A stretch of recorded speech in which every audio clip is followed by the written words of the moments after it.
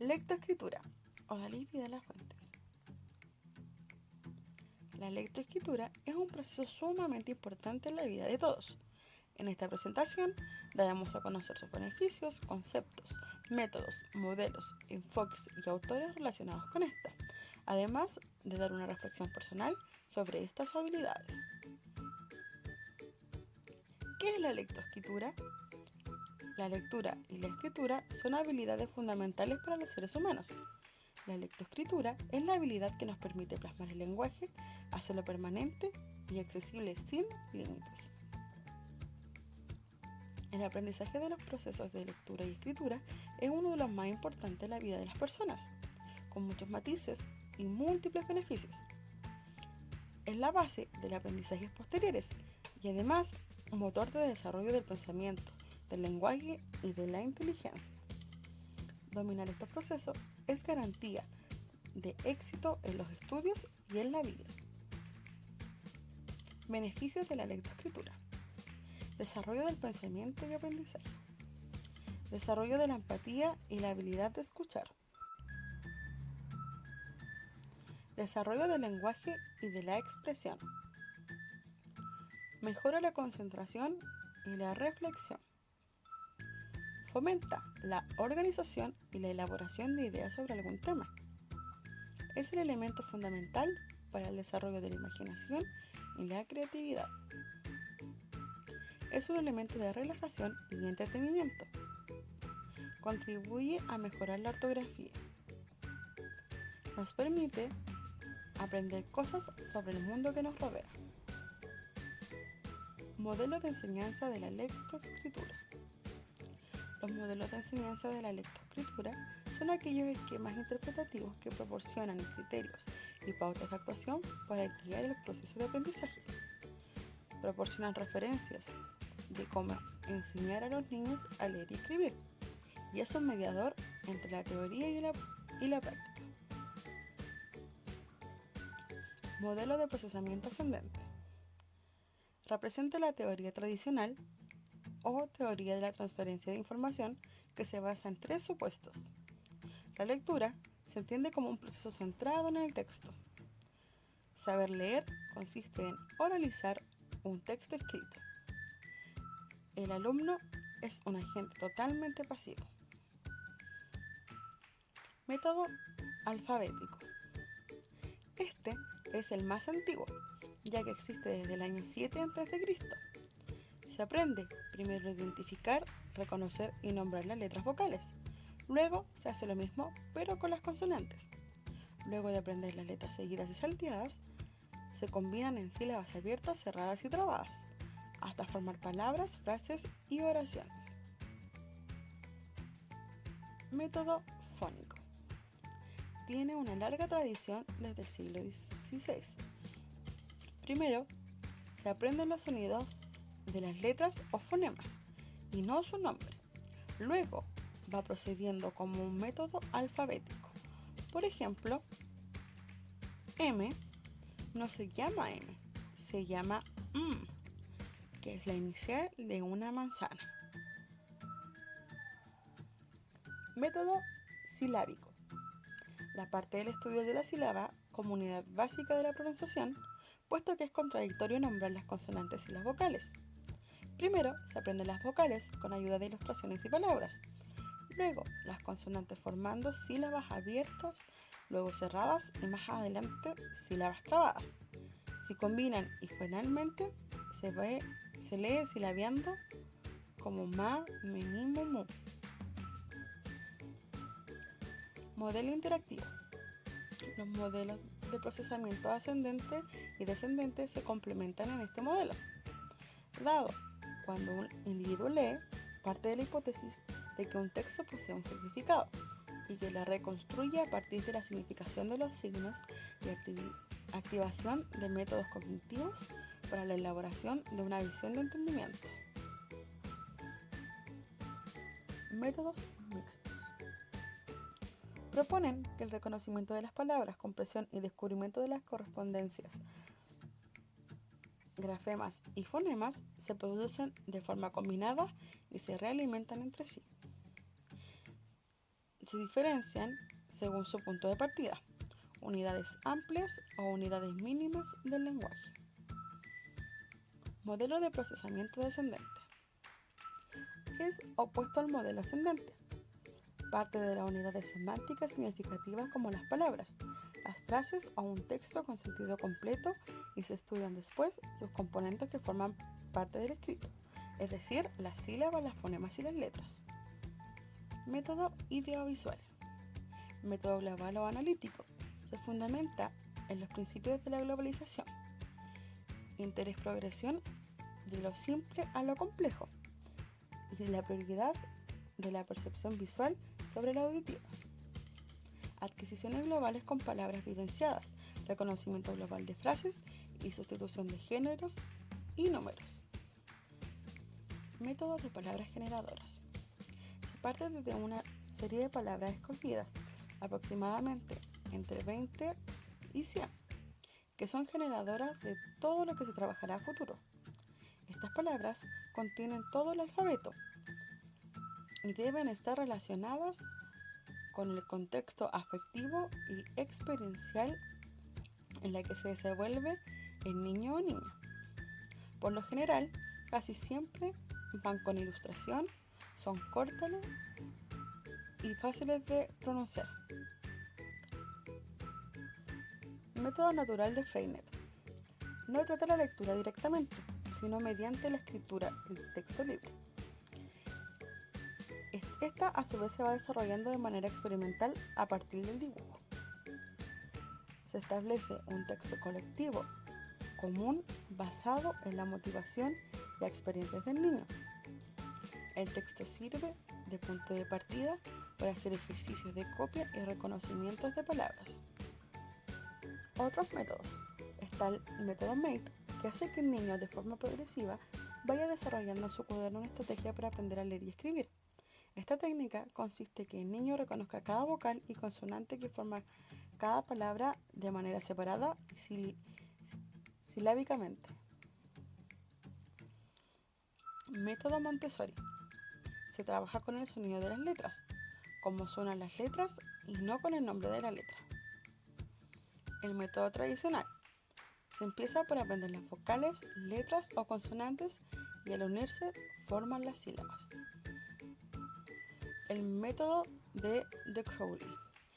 Metodología de integración de ideas asociadas a partir de intereses y contextos del niño. Esta metodología consideraba que la vida psíquica es una totalidad y genera centros de interés siguiendo 3 etapas: observación, asociación y expresión. Se creía que la niñez debía ser el centro de la escuela, y la escuela para la vida y por la vida. Método eclético para la enseñanza de la lectoescritura, que consiste en integrar diferentes aspectos de los métodos sintéticos y analíticos.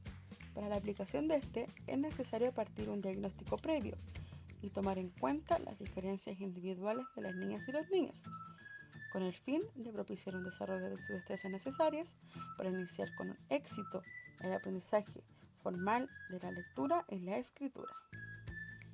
Enfoques interactivos.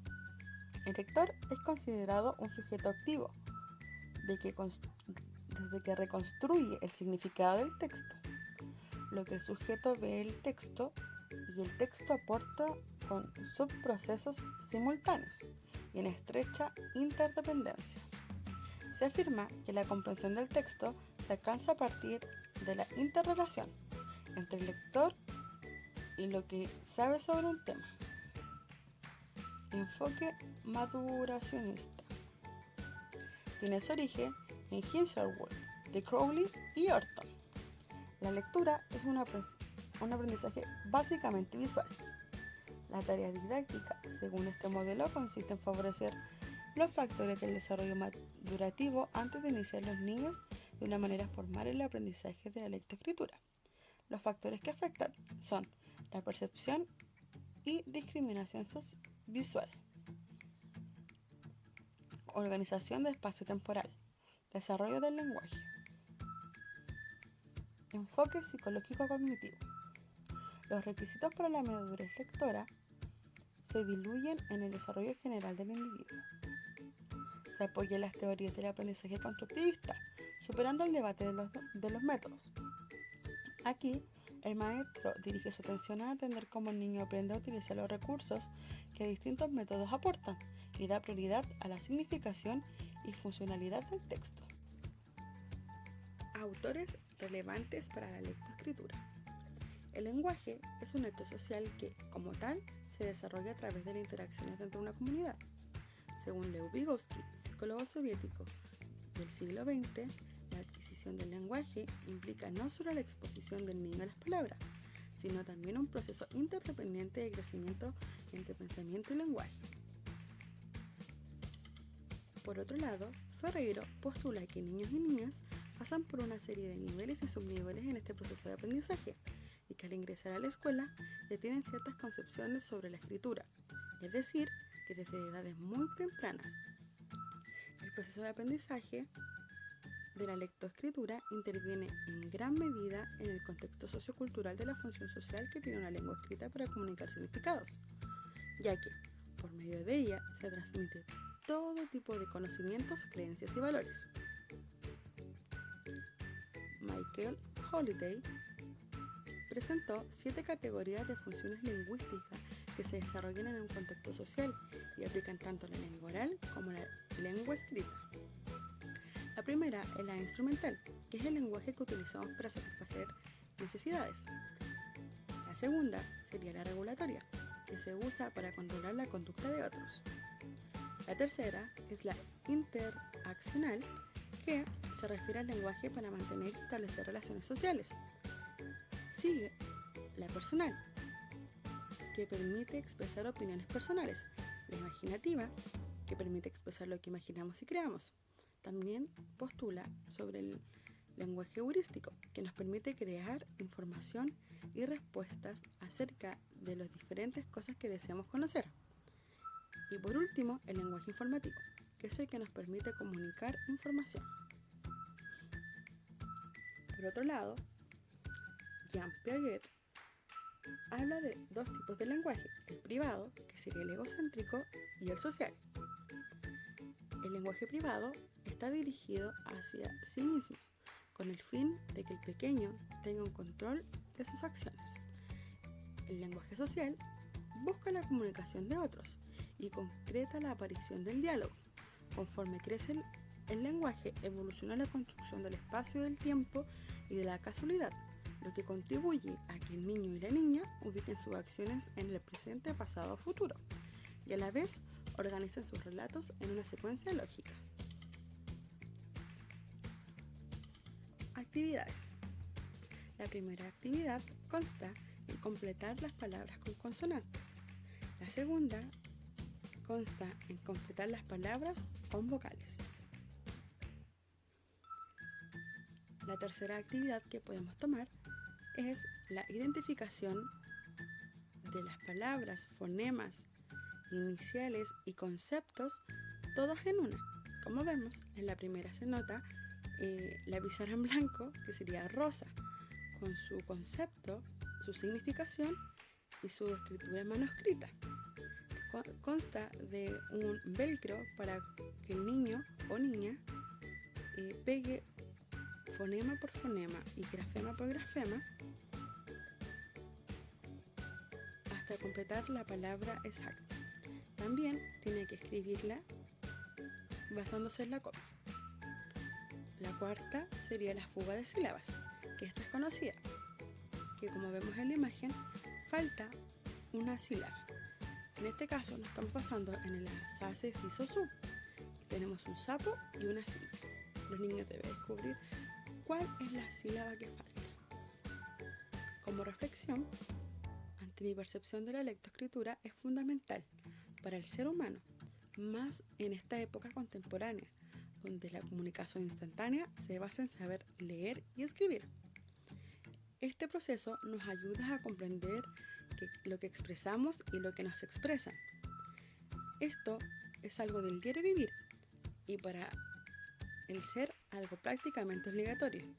La lectoescritura es necesario para el día a día y la base de cualquier aprendizaje formal, ya sea para el educador como para el educando. En conclusión, pusimos que, como pudimos ver durante toda la presentación, este proceso es importante para la infancia y aprendizaje general, y no comienza desde la forma formal, sino desde la conciencia de que el leer y el escribir existe. Siempre leemos aunque no codifiquemos, ya sea icónicamente o verbalmente. Los autores mostraban diferentes postulados ante un mismo proceso y dejan clara la multidimensionalidad de la lectoescritura. Bibliografía.